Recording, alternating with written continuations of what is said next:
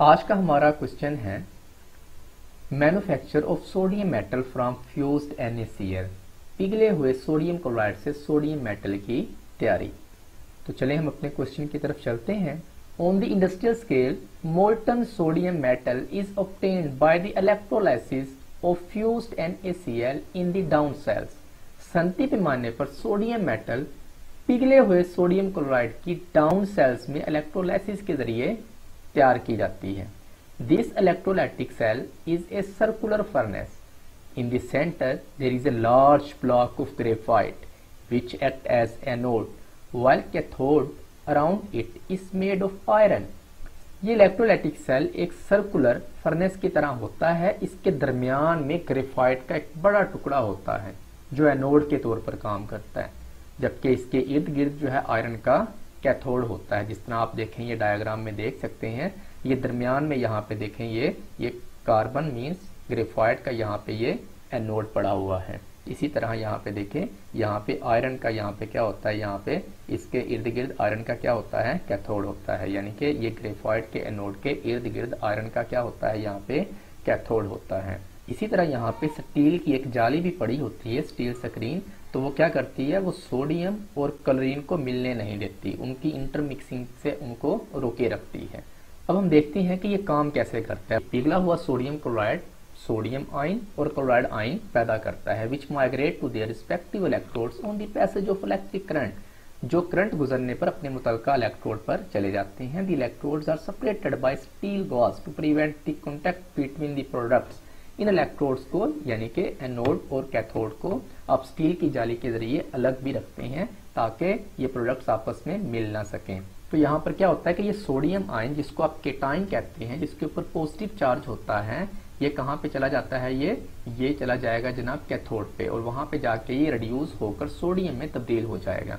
इसी तरह ये क्लोराइड आयन जिसको आप क्या कहते हैं, इनाइंस कहते हैं, इसके ऊपर नेगेटिव चार्ज होता है। इनाइन जो है एनोड पर चले जाते हैं और वहां पे जाके ये ऑक्सीडाइज हो जाएंगे और ये क्या करेंगे, वहां पे ये क्लोरीन गैस जो है ये पैदा करेंगे। क्लोराइड आयंस ऑक्सीडाइज होकर एनोड पर ये क्लोरीन बनाता है। ये गैस एनोड पर मखरूत शक्ल के उल्टे बर्तन में ये जमा हो जाती है। The chloride ions are oxidised to give chlorine gas at the anode. It is collected over the anode within an inverted जो है कोन शेप स्ट्रक्चर। इसी तरह जो है सोडियम आयंस जो है वो रिड्यूस हो जाएंगे कैथोड पे and molten Na metal mean sodium metal floats on the denser molten salt mixture from where it is collected in a side tube.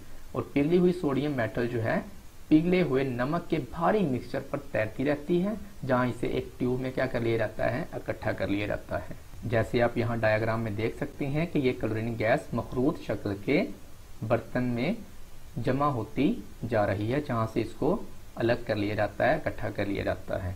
और इसी तरह जो है ये सोडियम जो है, सोडियम मेटल जो है, ये सोडियम मेटल पिघली हुई सोडियम जो है ये मेटल नमक के भारी मिक्सचर पर तैरती है, जहां से उसको फिर यहाँ से अलग कर लिया जाता है।